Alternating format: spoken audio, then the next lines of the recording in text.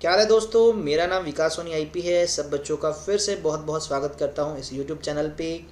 IP की series में दोबारा से स्वागत है आपका। ये जो सीरीज़ है ये खासकर उन बच्चों के लिए जो यूपीएससी एनडीए के एग्ज़ाम की तैयारी कर रहे हैं। और आपको पता होगा फाइनली डेट भी आ चुकी है आपके एग्ज़ाम्स की। नेवी की तैयारी या सीडीएस की तैयारी कर रहे हैं या आप करंटली 11th क्लास में पढ़ रहे हैं तो ये वीडियो बहुत काम आने वाली है। इससे पहले ग्रेविटेशन स्टार्ट करवा दिया था, जिसने वीडियो नहीं देखी वो जाके वीडियो को चेक कर ले।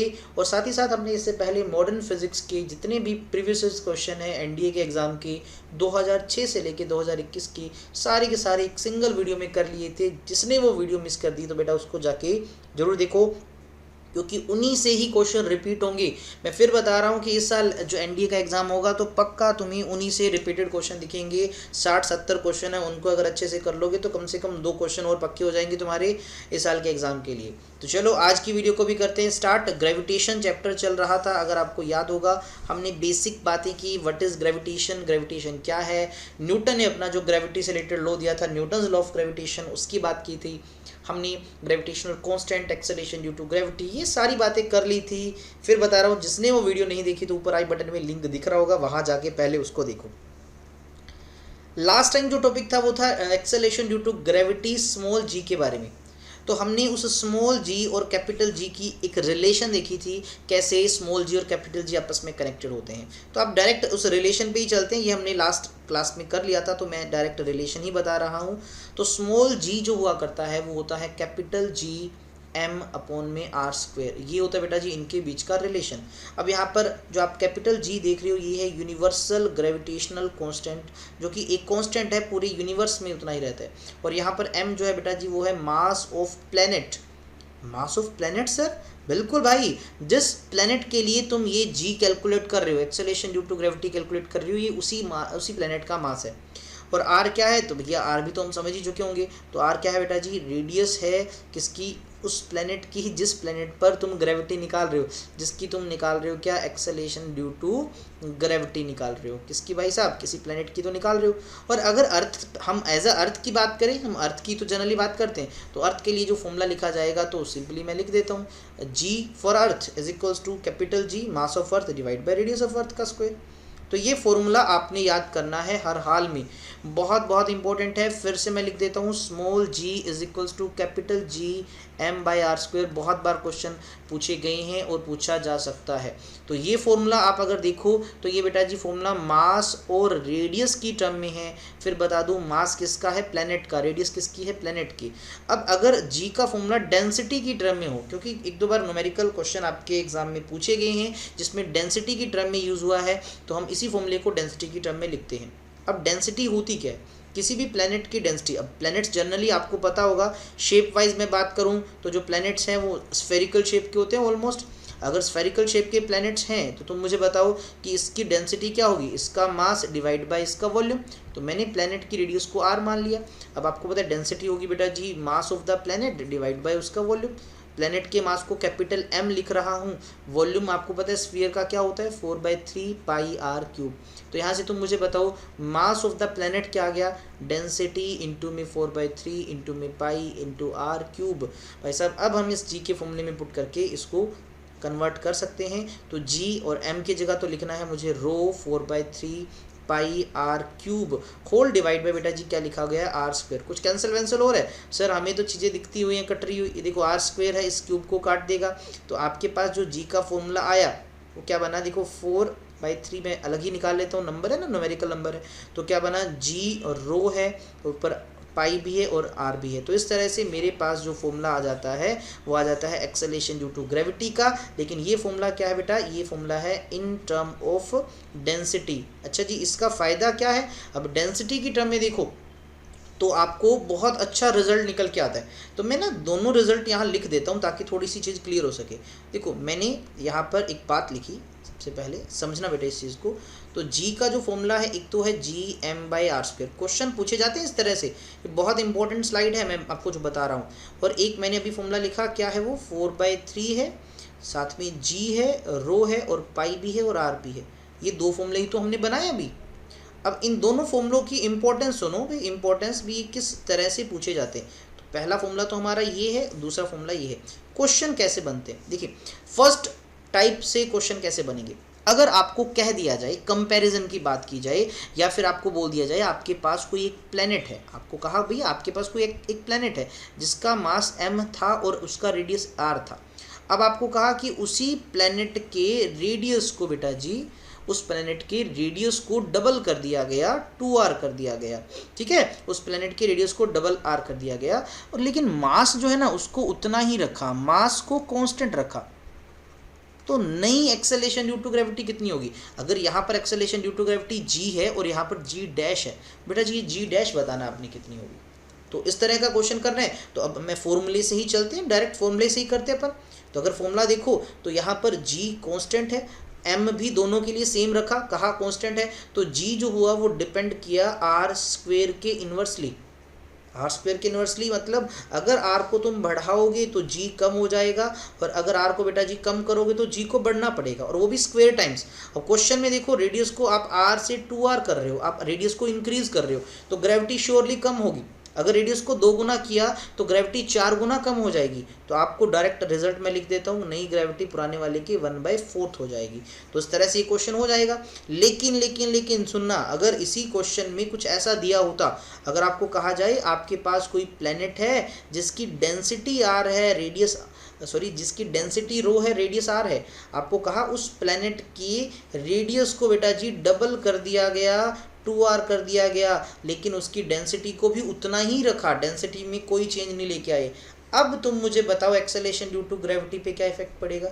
तो अब जनरली अगर हम सोचें सिर्फ रेडियस को, हमारे माइंड में सिर्फ रेडियस का कंसेप्ट अगर चल रहा होता तो हम तो वही सोचते कि सर g और r स्क्वेयर तो इन्वर्सली है, बट नहीं, यहाँ पर क्वेश्चन में सेम डेंसिटी दे रखी है, तो डेंसिटी का इंपॉर्टेंस है, तो हम फॉर्मूला भी डेंसिटी वाला लगाएंगे।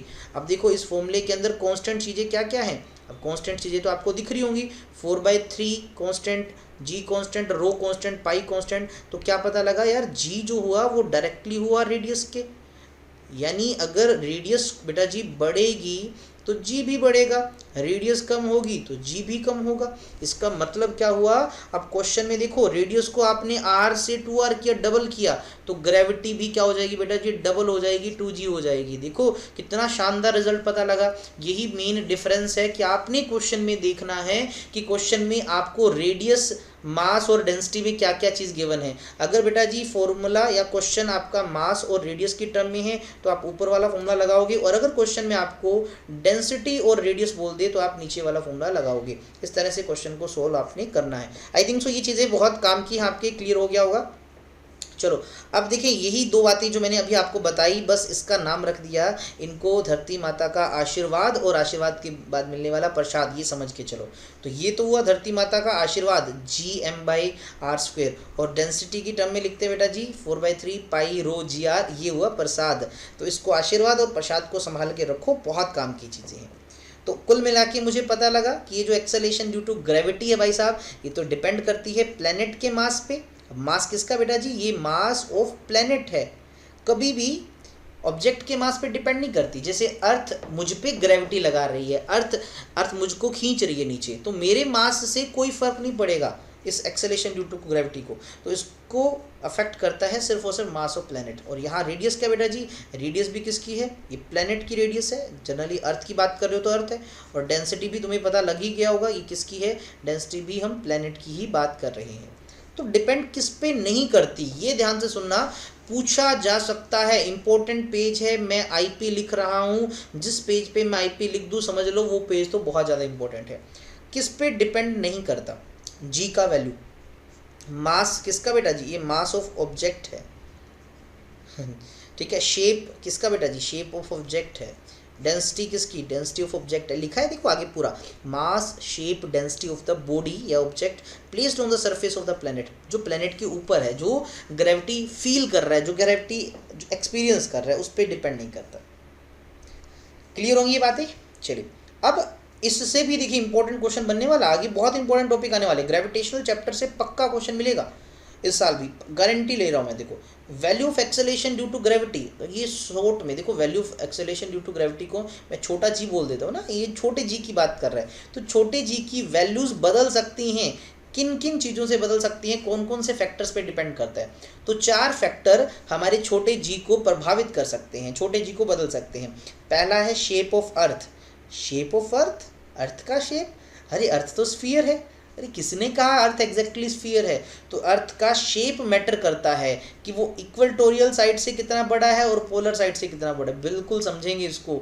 दूसरा क्या समझेंगे, height above the earth surface. अगर किसी चीज़ को आप अर्थ के सरफेस से ऊपर की तरफ उठा के लेके जा रहे हो, आप उसको पहाड़ों पे ले जाओ यार, आप उसको माउंटेन्स पे ले जाओ यार, उस टाइम पे आप पैराशूट में हो, आप किसी ऐसे एरोप्लेन में हो, मिसाइल में हो जो ऊपर की तरफ जा रही है, मिसाइल में थोड़ी जाते हैं वैसे, ठीक है, तो आप अर्थ के सरफेस से जस्ट ऊपर जाते हैं, तब जी पे, छोटे जी पे इफेक्ट पड़ता है, बिल्कुल बिल्कुल पड़ता है भाई, समझेंगे इसको। ऐसे ही डेप्थ का क्या फ़र्क पड़ेगा, अगर आप किसी चीज़ को अर्थ के सरफेस के अंदर लेके जाएं, जैसे माइंस होते हैं उनके अंदर चले जाएं, या कोई केव्स है पुरानी, या सी ओशन में नीचे की तरफ काफ़ी चला जाए, है ना, तो ये सारे कंसेप्ट समझेंगे। And last one but not least, ठीक है, एक्सियल रोटेशन ऑफ अर्थ। अर्थ अपने एक्सिस पे रोटेट भी तो करता है, क्या उस रोटेशन का भी इफेक्ट पड़ता है? अर्थ अगर फास्ट रोटेट करे तो क्या होगा, स्लो रोटेट करे तो क्या होगा? बिल्कुल जी करता है। तो सर बता दो ना, कब तक वेट करवाओगे? तो चलो जी कर लेते हैं वेट ख़त्म। तो देखो 1 बाय 1 करते हैं। सबसे पहला भाई कौन सा है सबसे पहला? तो सबसे पहला है शेप ऑफ अर्थ, अर्थ के शेप का। तो मैं आपको फर्स्ट एक बात बता दूं, अर्थ एग्जैक्टली स्फीयर नहीं है, उसका शेप एलिप्टिकल है, एलिप्स के जैसा शेप है। और अगर एलिप्स के जैसा शेप है तो अर्थ की रेडियस भी एक नहीं हुई। तो ये जो लाइन आप देख रहे हो, जिसको मैं अभी डार्क कर रहा हूँ, कलर चेंज कर देता हूँ ताकि थोड़ा सा तुम्हें दिखाई दे सके। तो ये वाली जो रेडियस है, जो रेड कलर से आप देख रहे हो, इसको इक्वेटोरियल रेडियस कहा जाता है। और ये जो पोल पर रेडियस होती है बेटा जी, इसको पोलर रेडियस कहा जाता है। दोनों बराबर नहीं होती। अर्थ के केस में इक्वेटोरियल वाली रेडियस और पोलर वाली रेडियस दोनों बराबर नहीं होती। अगर बराबर होती तो शेप इसका स्फीयर होता, बराबर नहीं है तभी तो शेप इसका कैसा हुआ, एलिप्टिकल हुआ। और ज्योग्राफी में आप जॉइड नाम सुनते हो ना, इस तरह से भी एक वर्ड आता है बेटा जी, जॉइड। अर्थ का शेप एग्जैक्ट ऐसा होता है कुछ, ये शायद सुना हो तुमने। चलो उसकी हम बात नहीं करेंगे। अर्थ जो है ना वो फ्लैटेंड है, चपटा है। कहाँ से? पोल से। जैसे किसी ने पोल से यहाँ से इधर से और इधर से प्रेशर लगा के दबा दिया हो, एक बॉल को जैसे दबा देते हैं। और साथ में क्या है, bulged out at the equator, equator वाले हिस्से से बाहर निकला हुआ हिस्सा। अब ऊपर से दबाओगे तो इस साइड से बाहर ही तो निकलेगा। कन्फेटी बॉल्स, या आपने देखा होगा इस तरह से स्माइलीज आती हैं ना अलग अलग कलर की, जब ऊपर से दबाओगे इधर उधर से तो भाई साहब उसका शेप ऐसा ही तो होगा, उसका शेप अंडे जैसा ही तो हो जाएगा। तो भाई साहब ऐसा ही तो है अर्थ का शेप। और अगर देखो तो अगर हम बात करें अर्थ के इक्वेटोरियल रेडियस की बात करें, वो लगभग 21 किलोमीटर ज़्यादा होती है पोलर रेडियस से। ये रफ आइडिया बेटा जी है, एग्जैक्टली 20 पॉइंट समथिंग होता है, बट ऐसे समझे कि जो इक्वेटर वाली रेडियस है वो पोलर वाली रेडियस से कितना एक्स्ट्रा बेटा, लगभग 21 किलोमीटर एक्स्ट्रा है, यानी इक्वेटर वाली रेडियस हुई ज़्यादा। सर ये क्यों बता रहे हो? देखो अब आपको एक फॉर्मूला पता है, जी होता है छोटा जी, भाई छोटा जी, एक्सेलेरेशन ड्यू टू ग्रेविटी। और सुनना एक मेरी बात को सुनना। मैं एक पीछे स्लाइड में, मतलब आज नहीं, पीछे वाली वीडियोस अगर आपने ग्रेविटेशन वाली नहीं देखी, उसमें मैंने बताया था वेट के बारे में। तो बेटा जी वेट क्या होता है, m into G, mass of object into acceleration due to gravity. तो देखो मास ऑफ ऑब्जेक्ट नहीं बदलता, लेकिन अगर कहीं पर एक्सेलेरेशन ड्यू टू ग्रेविटी बदलती है तो वहाँ पर वेट भी बदलेगा। तो यानी ये जितने सारे कंसेप्ट मैं तुम्हें पढ़ा रहा हूँ, जिनमें मैं बोल रहा हूँ एक्सेलेरेशन ड्यू टू ग्रेविटी कम हो जाएगी, बढ़ जाएगी, तो समझना वहाँ वेट भी वैसा ही चेंज होगा। अगर कहीं पर मैं ग्रेविटी के बढ़ने की बात करता हूँ, जी के बढ़ने की बात कर रहा हूँ, तो वहाँ ऑटोमेटिक वेट भी बढ़ेगा। अगर जी के कम होने की बात करूँ तो वहाँ वेट भी कम होगा। तो ये साथ में जोड़ के चलना, मैं पहले बता रहा हूँ। अब इस फॉर्मूले में देखें तो यहाँ पर जी तो भैया कांस्टेंट है, ये तो कभी नहीं बदलता। एम है मास ऑफ द प्लेनेट, अब अर्थ का मास है भाई। अब जी आर पे भी डिपेंड कर रहा है, और जी आर के कैसे डिपेंड कर रहा है, तो तुम इस फॉर्मूले से देखो तो जी आर स्क्वेयर के इन्वर्सली है। अब आर स्क्वेयर के इन्वर्सली का मतलब इन्वर्सली वाला रिलेशन तो सबको पता है, रेडियस बड़ा होगा तो ग्रेविटी कम होगा, रेडियस कम होगा तो ग्रेविटी बड़ा होगा। अब सर इससे क्या हो गया, अरे आपको थोड़ी देर पहले बताया कि इक्वेटर वाला रेडियस पोल से बड़ा है। अगर इक्वेटर वाला रेडियस बड़ा है तो इक्वेटर पे ग्रेविटी कम होगी, क्योंकि इन्वर्सली वाला रिलेशन है। बिल्कुल हाँ, acceleration due to gravity equator पे कम होती है और पोल पे बेटा जी ज़्यादा होती है। बहुत अच्छा रिजल्ट है, ध्यान से सुना। इसी तरह से वेट किसी भी ऑब्जेक्ट का इक्वेटर पे जो होता है वो कम होता है और किसी भी ऑब्जेक्ट का वेट बेटा जी पोल पर लेके जाने से बढ़ जाता है, वेट बढ़ जाता है, मास रिमेन्स कांस्टेंट। ये ध्यान रखना। आपको बोल दिया जाए भी कोई चीज़ जो है ना पोल पे ज़्यादा हैवी होगी, हैवी इन द सेंस ज़्यादा वेट उसका होगा, या इक्वेटर पे होगा, पोल पे ज़्यादा होगा भाई साहब, अभी भी मैंने बता दिया आपको, ठीक है। अच्छा जी, कितना चेंज आएगा, रफ आइडिया देख लो। अगर एक आदमी जो है वो पोल पे खड़ा है, देखो पोल पे खड़ा है और एक इक्वेटर पे खड़ा है, तो दोनों को अर्थ नीचे खींच रही है, बिल्कुल सर नीचे खींच रही है दोनों को, लेकिन दोनों को खींचते टाइम यहाँ पर जो एक्सेलेरेशन ड्यू टू ग्रेविटी है वो पोल पे, और यहाँ पर जो acceleration due to gravity equator पे वो सेम नहीं है, वो अलग अलग है। पोल वाली ज़्यादा है और इक्वेटर वाली कम है, इसलिए दोनों का वेट भी अलग अलग हो जाएगा। मैक्सिमम वेट किसी भी ऑब्जेक्ट का पोल्स पे होता है, ये ध्यान रखना, weight is maximum at poles, और किसी भी चीज़ का वेट मिनिमम कहाँ होता है बेटा जी, इक्वेटर पे। इवन इक्वेटर पे वेट जीरो भी हो सकता है, एक स्पेशल केस बताऊंगा कि इक्वेटर पे वेट जीरो कब हो जाता है, मिनिमम में भी सबसे कम कब हो जाता है, वो करेंगे हम, थोड़ा वेट करें। जी जो है इंक्रीज होता है लगभग 9.780 मीटर पर सेकंड से, ये इक्वेटर पे वैल्यू है, और कितनी हो जाती है 9.832 मीटर पर सेकंड स्क्वायर हो जाती है पोल्स पे। अब देख रहे हो डाटा एग्जैक्टली इतना याद हो तो ठीक है, ना याद हो तो भी इसको स्किप कर सकते हो इस पार्ट को, कि 9.78 से 9.83 हो जाती है जब इक्वेटर से पोल में जाते हैं। तो लगभग अगर इसको कैलकुलेट करें तो लगभग हमारे जो वेट में 0.5% का वेट समझ लो, या जी में, तो जी में लगभग 0.5% का इंक्रीमेंट हो जाता है, 0.5 का इंक्रीमेंट हो जाता है। इंक्रीमेंट कब होता है, जब किसी भी चीज़ को आप कहाँ से कहाँ उठा के लेके जाते हो, आप उसको इक्वेटर से उठा के पोल पे ले जाते हो, तब उसके वेट में या उसकी एक्सेलेरेशन ड्यू टू ग्रेविटी में 0.5% का इंक्रीमेंट हो जाता है अप्रोक्सीमेटली, ये लिख रखा है इसके अंदर।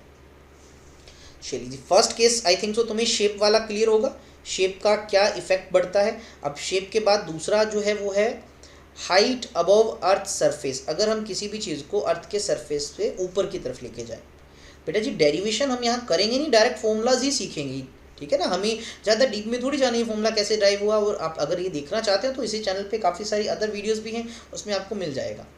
तो आप देखिए ये यहाँ पर अर्थ, देखो कोई भी प्लेनेट ले सकते हो, जनरली अपन अर्थ की मेन बात कर रहे हैं, अदरवाइज किसी भी प्लेनेट के लिए निकाला जा सकता है, अपन इसको अर्थ कंसिडर कर रहे हैं। तो ये मान लीजिए अर्थ है, तो अर्थ की रेडियस को कैपिटल आर से रिप्रेजेंट करेंगे, किससे, कैपिटल आर। अगर कहीं भी लिखा हो ना कैपिटल आर तो समझ लेना ये प्लेनेट की रेडियस है, और यहाँ अर्थ है तो यहाँ अर्थ की रेडियस हुई।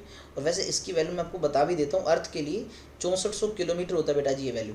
और अगर कहीं कैपिटल एम लिखा हो ना तो समझ लीजिएगा वो मास ऑफ प्लेनेट है, लेकिन अगर कहीं पर स्मॉल एम लिखा हो तो समझ लीजिए जिस ऑब्जेक्ट पे ग्रेविटी लग रही है या जिसको अर्थ खींच रही है या प्लेनेट खींच रहा है उसका मास छोटे एम से लिखा जाएगा।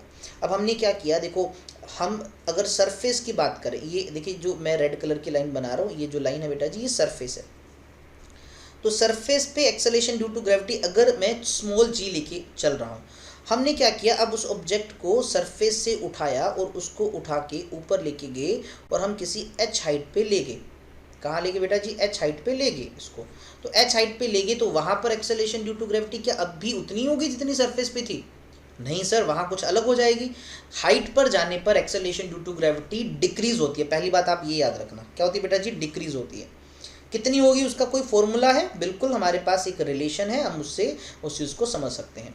तो अगर आप किसी ऑब्जेक्ट को किसी एच हाइट पे ऊपर लेके गए तब जो नई एक्सेलेरेशन ड्यू टू ग्रेविटी आएगी वो क्या होगा, जी जो नॉर्मल सरफेस का हुआ करता था बेटा जी, ये जो सरफेस वाला है नॉर्मल वैल्यू है ना बेटा ji, divide bye 1 plus H, वो हाइट जिस तक हम उसको लेके गए, divide by radius of the planet, यहाँ पर अर्थ है तो अर्थ की रेडियस और इसका होल स्क्वायर। तो ये वाला फॉर्मूला एग्जैक्ट फॉर्मूला है, कभी भी लगा सकते हैं।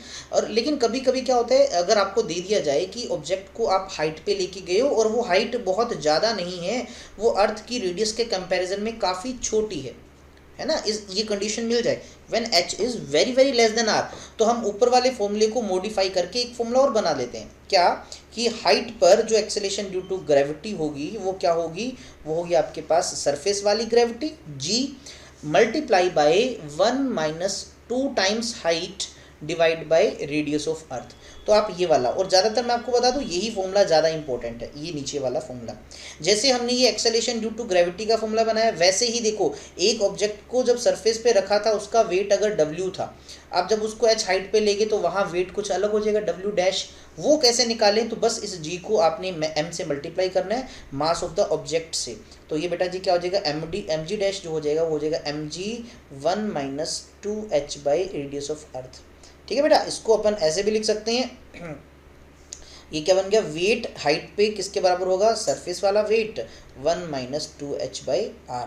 तो ये फॉर्मूला भी ऐसे बन जाएगा, है ना, आप बना सकते हो। मैं आपको यही तो बता रहा हूँ कि जो changes gravity acceleration due to gravity में वैसे ही आपके वेट में आ जाएंगे।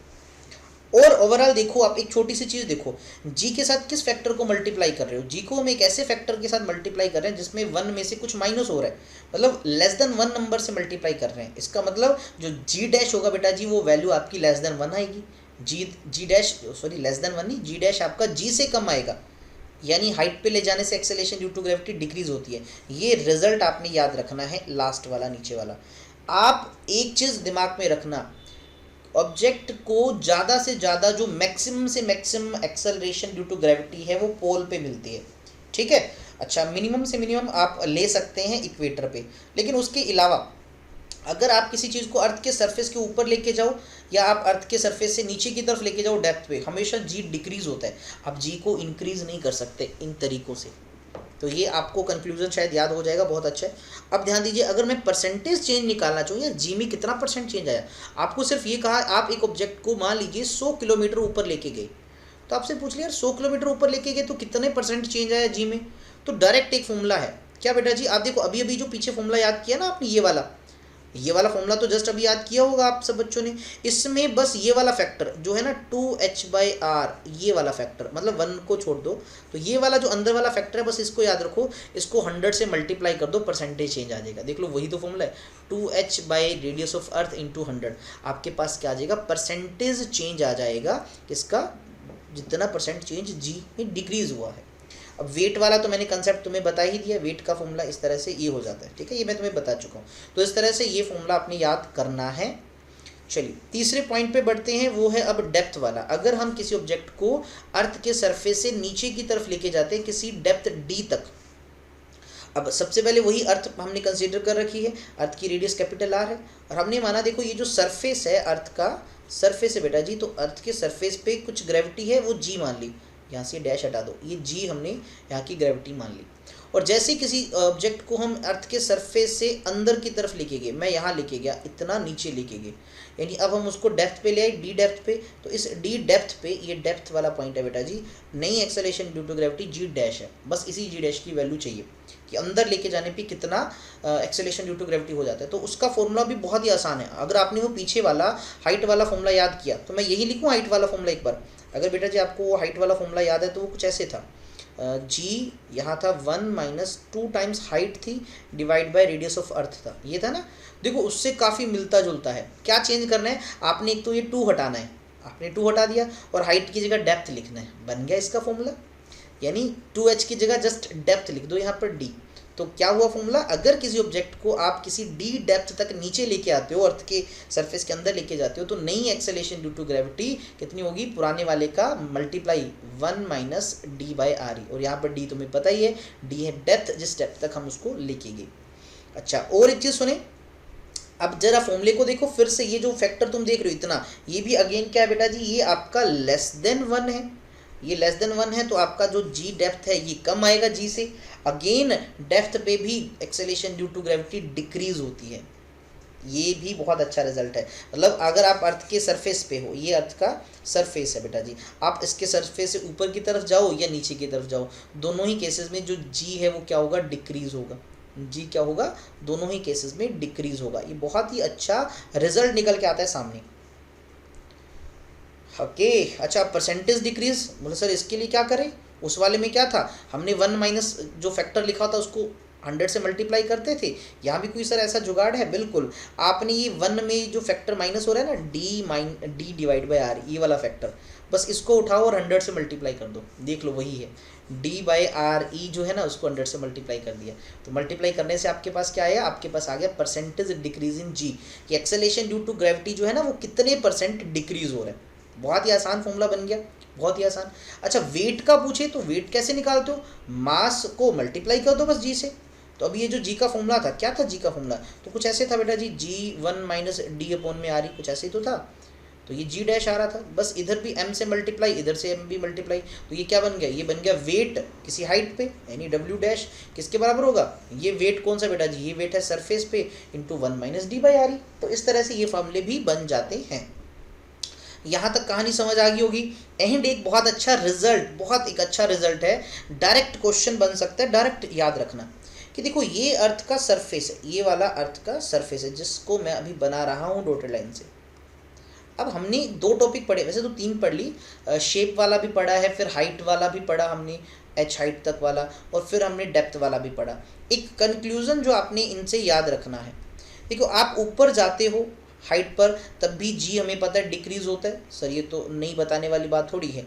जब आप डेप्थ पे जाओ, नीचे की तरफ जाओ, तब भी जो जी है वो डिक्रीज होता है, बिल्कुल। क्या दोनों तरफ सेम रेट से जी डिक्रीज होता है? तो मैं आपको बोलता हूँ, देखो फॉर्मूला देखो तुम, तो अगर आपने हाइट वाला फॉर्मूले पे गौर की हो तो वो था G one minus 2h by radius of अर्थ था। और अगर डेप्थ का फॉर्मूला देखो बेटा जी, तो वो था G1 माइनस डी था, simply D by R E. अरे कंपेयर करो यार, सब कुछ इनमें बराबर है, सब कुछ चीज़ें मिलती जुलती है, बस यहाँ पर 2h है और यहाँ पर d है। यानी हाइट अगर 2 टाइम्स बढ़ाऊँ तो डेप्थ को सिर्फ d टाइम बढ़ाना पड़ेगा। आप ऑटोमेटिक दोनों को कंपेरिजन करके आपको क्या पता लग रहा है? क्या पता लग रहा है कि यार अर्थ के बाहर आपको 2 गुने रेट से, है ना, एज कम्पेयर टू अंदर, मतलब ऐसे कंपेयर करो यार कि 2h is equals to D या h is equals to D by 2। अगर मैं तुमसे बोलता हूँ कि मैं किसी ऑब्जेक्ट को लगभग 20 किलोमीटर की डेप्थ पे लेके गया, मैं किसी ऑब्जेक्ट को 20 किलोमीटर की डेप्थ पे ले गया, उतनी ही एक्सेलेरेशन ड्यू टू ग्रेविटी कितनी हाइट पे मिलेगी? तो h निकालना है 10 किलोमीटर पे। यानी अगर आप ऊपर सरफेस के ऊपर 10 किलोमीटर जाओ तो उतनी ही ग्रेविटी पाने के लिए नीचे आपको 20 किलोमीटर जाना पड़ता है ना। देखो रेट ऑफ डिक्रीज ऑफ जी जो है ना, आउटसाइड जो होती है ना, वो डबल होती है किसके? इनसाइड द अर्थ के। तो ये चीज़ इससे क्लियर होती है, याद रखना। ये फॉर्मूले से तुमसे क्वेश्चन पूछा जा सकता है। ध्यान देना, दोनों को इक्वेट कब करना है? जब जी की वैल्यू सेम हो, है ना, जी की वैल्यू सेम हो। जैसे एक मैं छोटा सा क्वेश्चन बनाता हूँ, क्वेश्चन को समझना और आसानी से कर भी लोगे तुम इस क्वेश्चन को। तो मैंने तुम्हें एक बात बोली, मैंने कहा देखो सबसे पहले ये है भाई साहब हमारी अर्थ, तो ये हमने बना ली अर्थ। तुमसे क्वेश्चन में क्या पूछा? तुमसे क्वेश्चन में पूछा कि आप क्या कर रहे हो, एक पॉइंट पे हो अर्थ के सरफेस पे, और वो जो हाइट है वो 100 किलोमीटर है। लेट अस सपोज आप अर्थ के सरफेस पे 100 किलोमीटर पे हो, और यहाँ पर एक्सेलेरेशन ड्यू टू ग्रेविटी कुछ जी है। तो मैंने पूछा उतनी ही एक्सेलेरेशन ड्यू टू ग्रेविटी नीचे कितनी डेप्थ पे होगी? मैंने क्या पूछा? ये जी एक्सेलेरेशन ड्यू टू ग्रेविटी इस हाइट पे है 100 किलोमीटर पे, तो उतनी ही ग्रेविटी कितनी डेप्थ पे है? हमें डी की वैल्यू चाहिए। तो मैंने अभी भी फॉर्मूला बताया 2h तो डी के बराबर होता है, तो जस्ट इसका मल्टीप्लाई कर दो, तो डी क्या आ जाएगा बेटा जी? 2 टाइम्स ऑफ 100 यानी 200 किलोमीटर। यानी अगर आपको एक्सेलेरेशन ड्यू टू ग्रेविटी ऊपर जितनी चाहिए ना, तो आपको नीचे 200 किलोमीटर जाना पड़ेगा। तो बस इस तरह का क्वेश्चन तुम्हारा बन सकता है एग्जाम के लिए। आसान चीज़ें हैं, कंसेप्ट को दिमाग में बिठाना, बहुत ज्ञान की बातें तुम्हें इस पे मिलेंगी। अभी देखो, अभी 4th पॉइंट देखोगे तो यार बहुत मज़ा आने वाला है, क्योंकि अगला जो पॉइंट है वो इससे भी शानदार रहने वाला है।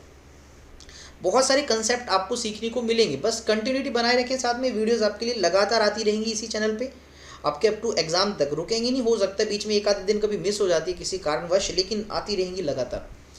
अब लास्ट वो है बेटा जी एक्सियल रोटेशन ऑफ अर्थ। भैया इसका क्या मतलब है? इसका ये मतलब है कि अर्थ अपने एक्सिस पे रोटेट करता है। अब देखो ये जो लाइन मैं बना रहा हूँ ये अर्थ का एक्सिस है, और अगर अर्थ अपने एक्सिस पे रोटेट करती है तो बेटा जी उसकी कुछ एंगुलर वेलोसिटी होगी, है ना, तो उसको ओमेगा से लिखते हैं। तो ओमेगा क्या हुआ? ओमेगा है इसकी एंगुलर वेलोसिटी, जिससे अर्थ क्या कर रही है? रोटेट कर रही है। ये नहीं बदलती, मैं आपको बता दूं, है ना, ये नहीं बदलती, इसकी सिर्फ डायरेक्शन तो बदलती है। अच्छा अब सुनना, एक छोटा सा टर्म है जिसको लैटिट्यूड कहा जाता है। क्या कहा जाता है बेटा जी? लैटिट्यूड। अच्छा लैटिट्यूड होता क्या है? तो मैं इसको थोड़ा सा समझा देता हूँ आपको, लैटिट्यूड का कंसेप्ट पहले, है ना, ताकि चीज़ों को आसानी से समझा जा सके। तो मान लीजिए बेटा जी ये अर्थ है, ठीक है सर, अर्थ बना ली, अच्छी दिख रही है, तो सुंदर अर्थ है। चलो, अब अर्थ को दिखाने के बाद मैंने आपको बोला ये देखो भाई ये पोलर लाइन है। बोले सर बहुत अच्छा लग रहा है पोलर लाइन को देख के भी। ठीक है, अच्छा लग रहा है। तो मैंने कहा एक लाइन और बनाता हूँ। तो मैंने कहा देखो ये मैंने इक्वेटर बना दी। ठीक है सर, ये इसको देख के तो मन खुश हो गया है ना। चलो जी, इसको भी हमने बना ही डाला। तो ये है हमारी पोलर लाइन। वैसे ज्योग्राफी में तुम सब बच्चों ने पढ़ा होगा। ये है बेटा जी इक्वेटर। इक्वेटर आप मान लीजिए अर्थ के सरफेस पे कहीं भी हो सकते हैं, यहाँ यहाँ यहाँ कहीं भी, ये सेंटर मान लेते हैं। लेट अस सपोज कोई ऑब्जेक्ट यहाँ पर है, कोई ऑब्जेक्ट बेटा जी यहाँ पर है। तो आप किसी भी ऑब्जेक्ट की पोजीशन को अगर सेंटर से मिलाते हो, अगर किसी भी ऑब्जेक्ट की पोजीशन को सेंटर से मिलाते हो तो वो कुछ एंगल बना रहा होगा इक्वेटर के साथ। सर बिल्कुल बना रहा है। इसी एंगल को बेटा लैटिट्यूड कहा जाता है, लैम्डा से रिप्रेजेंट करते हैं। क्या कहा जाता है इसको? लैटिट्यूड। ठीक है, किसी भी ऑब्जेक्ट की ऑब्जेक्ट कहीं भी हो, उसको अगर आप सेंटर से मिला दो तो उसकी जो लाइन ज्वाइनिंग जो है ना इक्वेटर के साथ जो एंगल बनाती है वो लैम्डा है। अब खुद सोचो, अगर ऑब्जेक्ट को मैं उठा के इक्वेटर पे ही ले आऊँ तो सर लैम्डा तो जीरो हो जाएगा। यानी इक्वेटर के लिए लैटिट्यूड जो है वो जीरो होता है। और अगर तुमसे बोल दिया जाए यार कोई चीज़ पोल पे ले जाऊँ, तो इसको उठा के जब तुम पोल पे ले जाओगे ये तो एंगल बढ़ता जाएगा, कितना हो जाएगा? ये तो एंगल 90 डिग्री हो जाएगा। तो पोल के लिए लैटिट्यूड 90 डिग्री होता है। तो ये दो बातें आपने याद रखनी है दिमाग में, क्योंकि इस टॉपिक में आने वाला है। ठीक है, देख लो मैंने ये सब लिखा भी हुआ है, चिंता नहीं करनी, आपने घबराना नहीं है। आप देखो सब लिखा मिलेगा। तो लैटिट्यूड देखो नीचे लिख रखा है, लैम्डा 90 डिग्री होता है बेटा जी पोल के लिए, और लैम्डा जीरो होता है किसके लिए? इक्वेटर के लिए। मैंने तुम्हें बता दिया। अब समझने वाली बात क्या है, मैंने तुमसे एक बात बोली, देखो ये कोई ऑब्जेक्ट है, ये किसी भी जगह पे पड़ा हुआ है। मैं ये नहीं बोल रहा कि ये अभी इक्वेटर पे है या पोल पे है, ये किसी एक ऐसी जगह पे है जहाँ पर लैटिट्यूड इसका लैम्डा बन रहा है। अब अगर अर्थ घूमती है बेटा जी, तो आपको मैं बताना चाहूँगा, देखो अर्थ घूमने से एक और फोर्स लगने लग जाता है, सेंट्रीपिटल फोर्स। और तुम्हें बता दूं अर्थ एक एक्सेलरेटिंग सिस्टम है, और जब कोई एक्सेलरेटिंग सिस्टम होता है तो वहाँ पर एक फाल्स फोर्स लग रहा होता है, शूडो फोर्स बोलते हैं, कोरलियस फोर्स बोलते हैं। तो ये सेंट्रीपिटल कुछ उसी तरह का फोर्स है। तो जिसकी वजह से देखो इस पर एक सेंट्रीपिटल फोर्स लगा बाहर की तरफ, ग्रेविटी लग रही थी सेंटर की तरफ, इसलिए जो रिजल्टेंट फोर्स है वो कुछ अलग डायरेक्शन में आता है, होता अप्रोक्सीमेटली सेंटर के नज़दीक ही है। इस लाइन में तो तुम्हें रिजल्टेंट फोर्स यहाँ दिख रहा होगा, होता वो सेंटर के नज़दीक है बेटा जी। समझना क्या आपने, समझना ये है कि पहले एक ऑब्जेक्ट अगर अर्थ रुका हुआ था, देखिए इस डायग्राम में समझो, एक ऑब्जेक्ट यहाँ पर है, ये रुका हुआ था, तो इसको ग्रेविटी सेंटर की तरफ खींच रही थी। लेकिन अर्थ रोटेट करती है बेटा जी, तो सोचो ये वाला पार्ट ये भी तो रोटेट कर रहा होगा। अगर मैं इसके सर्कुलर मोशन को दिखाऊं तो ये सर्कुलर मोशन कुछ ऐसा करेगा, ये वाला पार्ट है ना, ये वाला पार्ट तो ऐसे घूम रहा है, तो सर्कुलर मोशन कर रहा है, तो इस पर बाहर की तरफ एक फोर्स लग रहा होगा, सेंट्रीपिटल फोर्स। बाहर भी एक फोर्स लग रहा है, सेंटर ऑफ ग्रेविटी भी खींच रही है, तो रिजल्टेंट ग्रेविटी कुछ इस तरफ होती है बेटा, इस तरफ, इतना नज़दीक होती है, इससे भी ज़्यादा नज़दीक होती है, मतलब ऑलमोस्ट सेंटर की तरफ ही दिखता है हमें, ऑलमोस्ट सेंटर की तरफ रिजल्टेंट कुछ फोर्स आ जाता है। तो ये एक्सेलेरेशन ड्यू टू ग्रेविटी जी थी, इस फोर्स की वजह से भी कुछ ग्रेविटी होगी, तो रिजल्टेंट ग्रेविटी कुछ और आ जाती है। यानी रोटेशन की वजह से जो एक्सेलेरेशन ड्यू टू ग्रेविटी है उसकी जो वैल्यू है वो बदल जाती है, और कितनी आती है वो आपको मैं अभी बता ही देता हूँ। तो रिजल्टेंट जो acceleration due to gravity rotation की वजह से है वो किसके बराबर होता है? एक्सेलेरेशन ड्यू टू ग्रेविटी जो आपकी नॉर्मल सरफेस पे होती है, आपको पता है, माइनस ओमेगा स्क्वेयर तो तुम्हें पता है, ओमेगा मैंने बताया अभी भी अर्थ की एंगुलर वेलोसिटी उसका square, into radius of earth into cos square lambda. Lambda क्या है तुम्हें अभी भी बताया मैंने, लैम्डा लैटिट्यूड है। लैम्डा क्या है बेटा जी? लैटिट्यूड है। लैटिट्यूड स्पेलिंग सही कर लेना है लैटिट्यूड की, अगर मुझसे गलती से लिखा जा रहा है कहीं तो फिर से सुन लीजिए, नई acceleration due to gravity due to rotation, ये किसकी वजह से बेटा जी? ये ड्यू टू रोटेशन है, तो किसके बराबर हो जाता है? ये होता है g minus omega square r e into cos square lambda. ये फॉर्मूला दिमाग में बिठा लेना, इंपॉर्टेंट है। अच्छा, इस फॉर्मूला से कुछ कंक्लूजन निकल के आते हैं। फर्स्ट ऑफ ऑल देखो स्पेशल केस, आप पोल पे हो बेटा जी, अगर मैं पोल्स की बात करता हूँ, ध्यान से सुनना, अगर आप पोल पे हैं, आप यहाँ पर खड़े हैं या फिर यहाँ पर खड़े हैं, या फिर आप नॉर्थ पोल पे हैं या साउथ पोल पे हैं, किसी भी पोल पे हैं आप, क्या अर्थ के रोटेशन का फर्क पड़ेगा? अब आप पोल पे हैं तो लैम्डा कितना होगा बेटा जी? 90 डिग्री। और अभी अभी फॉर्मूला देखा, g dash is equals to g minus क्या था यहाँ पर, अगर आपको याद होगा, omega square r e into cos square of lambda. अब कोस 90 पुट हो करेंगे यहाँ पर, कोस 90 जीरो, जीरो का स्क्वेयर जीरो, तो ये पूरा फैक्टर ही जीरो हो जाएगा। तो आपको क्या पता लगेगा? जी डैश तो जी की ही बराबर है। जी डैश जी के बराबर है, इसका मतलब कि सबसे highest value acceleration due to gravity की पोल पे ही होती है ना, सबसे हाईएस्ट वैल्यू पोल पे ही होती है। और साथ में तुम मुझे बताओ, अगर मैं तुम्हें बोलता हूँ कि एक आदमी पोल पे खड़ा हुआ है, तुमसे सुनना जरा, मेरी बात को सुनना, एक आदमी पोल पे है, उसको acceleration due to gravity G feel हो रहा है, इतने में अर्थ जो है ना वो फास्ट रोटेट करने लग जाए, यानी अर्थ का एंगुलर वेलोसिटी इंक्रीज होने लग जाए, तो तुम मुझे बताओ क्या उसकी एक्सेलरेशन ड्यू टू ग्रेविटी पे फर्क पड़ेगा या उसके वेट पे फर्क पड़ेगा? इसका आंसर कमेंट में लिख देना आपने। चलो मैं बता ही देता हूँ, क्वेश्चन तुमसे कोई और पूछ लेंगे तो बेटा जी इसका कोई इफेक्ट नहीं पड़ेगा। अर्थ चाहे फास्ट हो जाए चाहे स्लो हो जाए, अगर आप पोल पे हैं, ध्यान रखना ये बात सिर्फ और सिर्फ पोल के लिए वैलिड है, इक्वेटर के लिए चीज़ें बदल जाती हैं। अगर आप पोल पे खड़े हैं और अर्थ फास्ट हो जाए या स्लो हो जाए, there is no effect, because इस फॉर्मूले में देखो, इस फॉर्मूले में जी डैश जो है g minus omega square into r e into भैया यहाँ पर कोस स्क्वेयर लैम्डा है, ये फैक्टर बेटा जी जीरो हो जाता है। और जीरो के आगे तुम ओमेगा चाहे 10 लिखो चाहे 20 लिखो, ओमेगा की कोई भी वैल्यू तुम पुट कर दो, एनी वैल्यू पुट कर दो बेटा, ये वाला पूरा फैक्टर है तुम्हारे पास, ये जीरो ही आना है, यानी आपको जी डैश जो है वो जी के बराबर ही मिलना है। So there is no effect of rotation motion होना, ठीक है ना। ये जी की वैल्यू पोल पे इफेक्ट नहीं करता यार, इक्वेटर पे चले जाओ तो इफेक्ट पड़ेगा बिल्कुल। अब इक्वेटर का भी देख लेते हैं। अब आपको कहा भैया आप अब उठ के चले गए इक्वेटर पे, अब आप घूम रहे हो इक्वेटर वाली जगह पे, यहाँ हो या फिर यहाँ हो बेटा जी। तो इक्वेटर के लिए आपको पता है लैटिट्यूड की वैल्यू जीरो होती है, एंगल जीरो होता है, तो जीरो पुट कर दो फॉर्मूले में, तो आपके पास जी डैश जो आएगा बेटा जी वो क्या आएगा, जी माइनस ओमेगा स्क्वेयर आर। अब देखो जरा, जो नया एक्सेलरेशन आया ड्यू टू रोटेशन, ये किसकी वजह से आ रहा है, ड्यू टू रोटेशन, वो किसके वजह से है, ये जो पोल पे वैल्यू थी माइनस में ओमेगा, ओमेगा आपको पता ही है एंगुलर स्पीड या वेलोसिटी बोल देता हूँ मैं इसको, और आर यहाँ पर क्या है, यहाँ पर रेडियस ऑफ अर्थ है।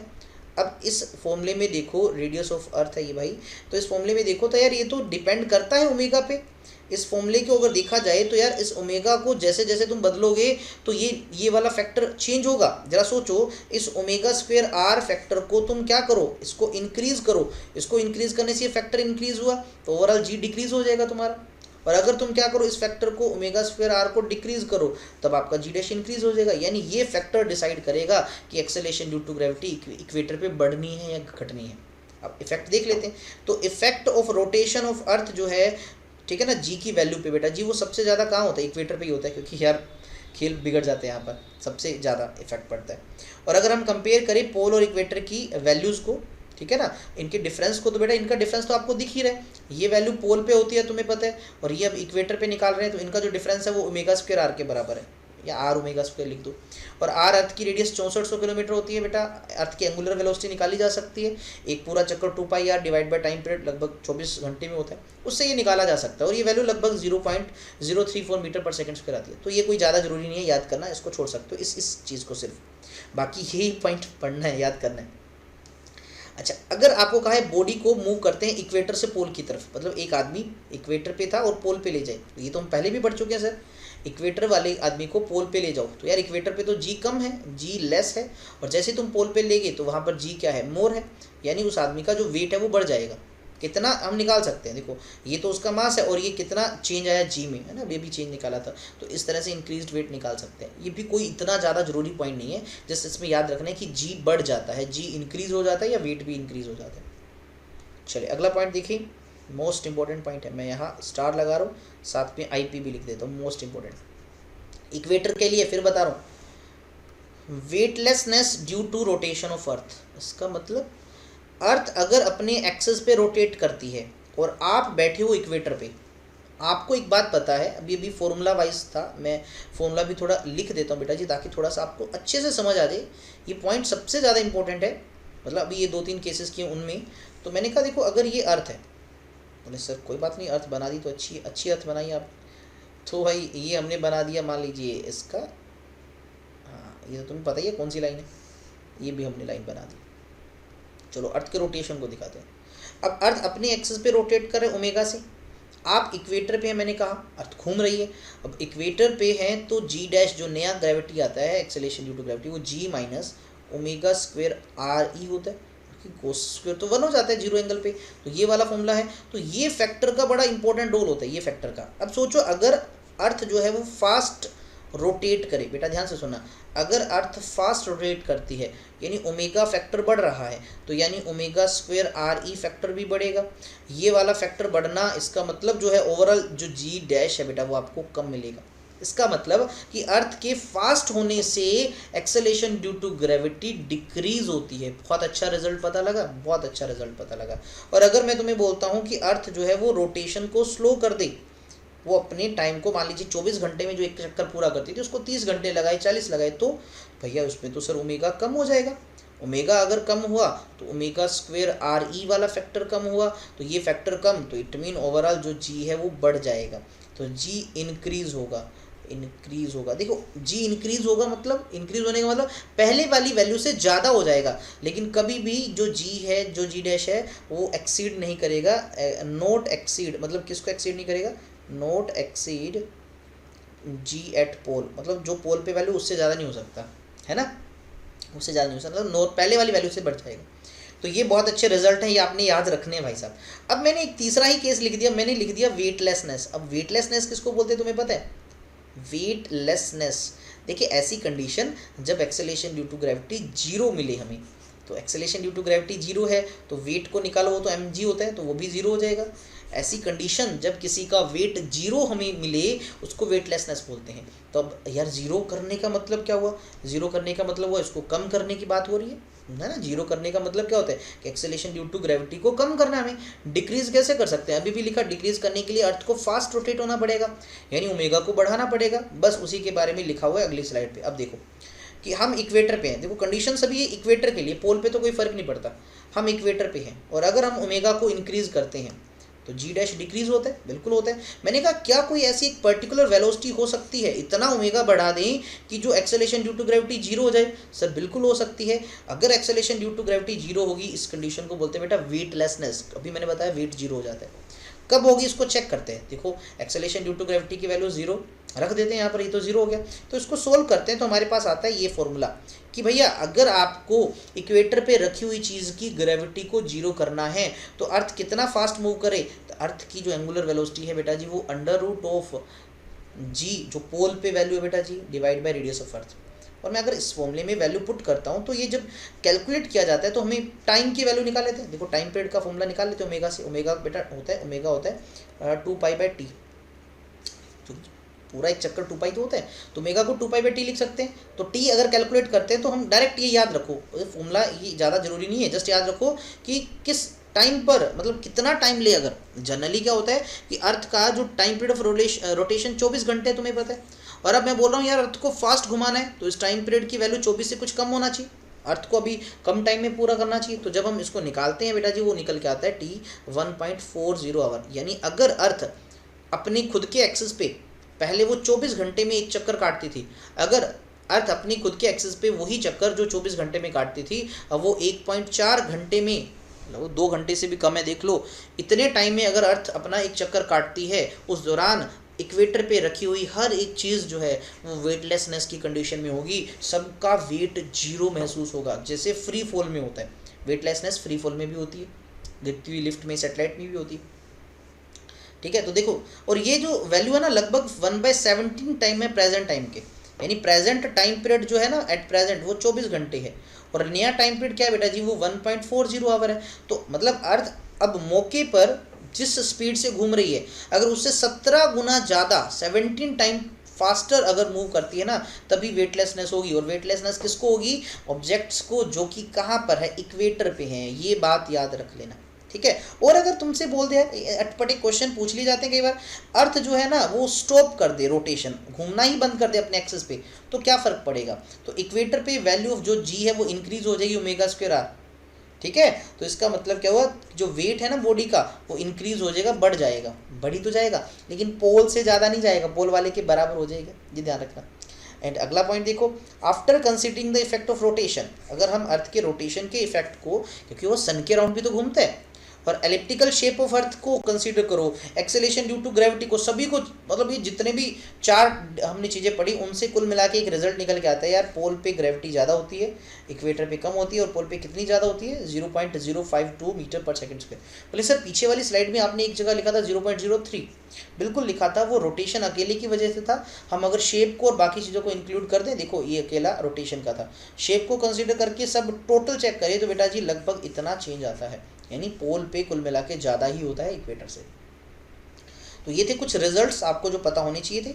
एंड देखिए आज का एक छोटा सा लास्ट पॉइंट कर लेते हैं, कुछ ज़्यादा टिपिकल सा नहीं है, छोटा सा पॉइंट है, डिस्कस कर लेते हैं और वीडियो को फिर ख़त्म करेंगे। Concept of mass and weight सब बच्चों को पता है, जनरल सा ब्रीफ डिस्कशन सा कर लेते हैं। देखिए मास को स्मॉल एम से लिखते हैं, वेट को डब्ल्यू से, है ज़रूरी नहीं है, किसी से भी लिख सकते हैं, मास को छोटा एम बड़ा एम उससे भी लिख सकते हैं, वेट को छोटे डब्ल्यू से लिखो, बड़े से लिख लो, एफ से भी लिख लो, कोई फ़र्क नहीं पड़ने वाला। लेकिन है क्या मास? एक्चुअल में होता है क्वांटिटी ऑफ मैटर, कोई भी चीज़ है उसमें कितना मैटर भरा हुआ है, दैट इज़ मास। लेकिन अब उस चीज़ को, उस मास को अगर तुम किसी प्लेनेट के ऊपर लेके जाओ, अर्थ पे या किसी भी चीज़ के पास, वो प्लेनेट उसको खींचेगा अपनी ओर, अट्रैक्ट करेगा, तो उस पर एक अट्रैक्टिव फोर्स लगेगा। कौन लगाएगा? अब अगर अर्थ पे है तो अर्थ लगाएगा, मून पे चले जाओ तो मून लगाएगा, तो उस पर लगने वाला जो अट्रैक्टिव फोर्स होता है ना, प्लेनेट जो अट्रैक्टिव फोर्स लगाते हैं, कोई भी प्लेनेट किसी ऑब्जेक्ट पे जो अट्रैक्टिव फोर्स लगाता है बेटा जी, उसी को वेट कहा जाता है। तो मास तो हुई क्वांटिटी ऑफ मैटर, लेकिन weight is actually a force. Weight actual में क्या होता है? एक फोर्स होता है। मास की वैल्यू है वो जी के ऊपर डिपेंड नहीं करती, मास क्वांटिटी है यार, अगर तुम किसी चीज़ को अर्थ की बजाय मून पे ले जाओ, कहीं भी ले जाओ, तो देखो उसके मास पे कोई फर्क नहीं पड़ेगा, जी पे फर्क पड़ जाता है। लेकिन वेट जो होता है एक्चुअल में उसका फॉर्मूला होता है एम इंटू जी। तो आपको पता है जी की वैल्यू यार, अभी भी तो सारा डिस्कस किया, जी की वैल्यू अलग अलग जगह पे अलग अलग होती है, दैट्स वाई वेट भी चेंज होता है। वेट चेंज होता है विद जी, जैसा जी में चेंज वैसा वेट में चेंज। इसकी जो वैल्यू है कभी भी बेटा ध्यान रखना, मास की जीरो नहीं हो सकती, अगर कोई पार्टिकल से बना है तो, यानी मास कभी जीरो नहीं होता। लेकिन हाँ वेट जो है वो किसी का जीरो हो सकता है। वो कहाँ पर जीरो होता है? सेंटर ऑफ अर्थ पे भी जीरो हो जाता है। अच्छा पीछे एक बात बतानी रहेगी, आप डेप्थ वाला फॉर्मूला याद होगा ना, उससे आप कैलकुलेट भी कर सकते हैं कि जो वेट होता है ना, अर्थ के सेंटर पे भी जीरो होता है, अर्थ के सेंटर पे भी वेट क्या होता है? जीरो, याद रखना, ठीक है। Gravity acceleration due to gravity zero हो जाती है वहाँ पर। एक तो वेटलेसनेस वाली कंडीशन बताई कि अर्थ अपनी स्पीड से लगभग 17 गुना ज़्यादा फास्ट घूमता है, तो इक्वेटर पे acceleration due to gravity zero हो जाती है। उसके अलावा अर्थ के सेंटर पे भी acceleration due to gravity zero होती है। मास का यूनिट किलोग्राम होता है, डायमेंशन फॉर्मूला एम होता है, तुम सबको पता है, लेकिन वेट का यूनिट न्यूटन होता है, इसको छोटे एन से लिखना। और केजी वेट भी लिखा जाता है इसको, केजी वेट प्रैक्टिकल यूनिट है, और न्यूटन जो है वो इसका मेन यूनिट है, जो एब्सोल्यूट यूनिट जिसको कहा जाता है। डाइन होता है सीजीएस यूनिट, आपको अगर शायद पता हो, और केजी वेट की जगह ग्राम वेट इसका बेटा ग्रेविटेशनल यूनिट होता है। डायमेंशन फॉर्मूला फोर्स का तुम्हें पता है m1l1t-2। फिजिकल बैलेंस की हेल्प से हम मास को मेजर करते हैं, लेकिन वेट को मेजर करने के लिए स्प्रिंग बैलेंस का यूज़ किया जाता है, या वेइंग मशीन का। मास एक स्केलर क्वांटिटी है, लेकिन वेट एक वेक्टर क्वांटिटी है, बिकॉज डायरेक्शन है, वेट हमेशा नीचे प्लेनेट के सेंटर की तरफ लगता है। तो चलिए आज की वीडियो को करते हैं यही ख़त्म। वीडियो अगर अच्छी लगे तो लाइक ज़रूर करना, कमेंट जरूर करना, क्योंकि आपके कमेंट से ही मोटिवेशन मिलता है, और इसी तरह से वीडियो बनाते रहेंगे। और जो कल की वीडियो है उसमें टोटल ग्रेविटेशन चैप्टर को ख़त्म कर देंगे। और फिर बच्चे सोचेंगे सर इसके प्रीवियस क्वेश्चन, तो बता दूं ग्रेविटेशन वाला चैप्टर मैकेनिक्स के अंडर आता है, और मैकेनिक्स में और भी बहुत सारे टॉपिक्स हैं, इसलिए जब वो कंबाइंड चैप्टर हो जाएंगे तब उसके हम प्रीवियस क्वेश्चन करेंगे। उसके साथ साथ बहुत सारे प्रैक्टिस क्वेश्चन भी जल्दी ही आपको मिल जाएंगे इस चैनल के ऊपर। तो आई थिंक सो आज की वीडियो में इतना ही, मिलेंगे अगली वीडियो में, तब तक हंसते रहें, मुस्कुराते रहें। जय हिंद, जय भारत।